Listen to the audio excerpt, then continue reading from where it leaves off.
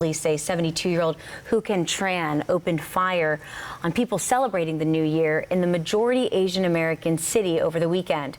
After that, they say Tran went into another dance studio, but then was tackled and disarmed by a civilian. And police say he then took off, and they found him a day later in a white van about 30 miles away, dead from a self-inflicted gunshot wound. Investigators are still trying to figure out why he carried out the shooting.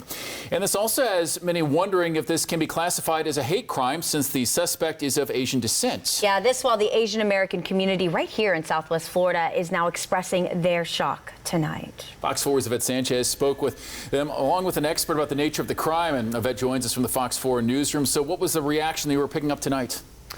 Well, you guys, they are upset, shocked, and frankly worried after an FGCU professor I spoke with today said this was clearly targeted violence.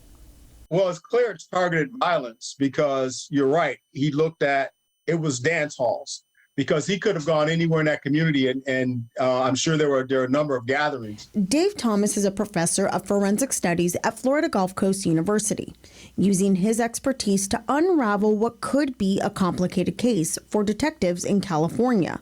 Not knowing the evidence, he says, classifying this as a hate crime is a high bar to reach. One Asian group and there's another Asian group, let's say like Chinese versus Japanese or something like that, then you could classify it as a hate crime if they have evidence to support the charge of a hate crime. According to the United States Census, the largest Monterey Park racial ethnic groups are Asian at 64.7%, followed by the Hispanic community at 26.9% and white 5.6%. While the population here in Southwest Florida is less than 5%, people from the Asian American community are shaken up and saddened by the tragedy. Fox 4 hearing back from the Southwest Florida Chinese Association late Monday night in a statement saying, quote, "This should have been a time of celebration of the Lunar New Year, but instead anger and gun violence brought sorrow.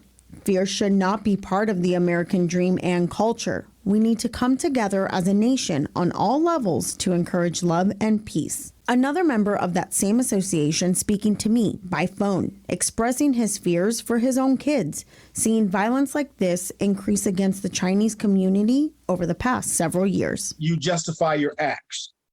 And I think that right now that's the group. It seems like it's those. It seems like Asians and Jews are the people that are being targeted today. Now tonight, I also heard back from Pearl Cruz from the Asian Professionals Association of Southwest Florida. She's also saddened and showing support for the victims of Sunday's mass shooting. To read her statement and for complete coverage, head to fox4now.com. In the newsroom, Yvette Sanchez, Fox 4.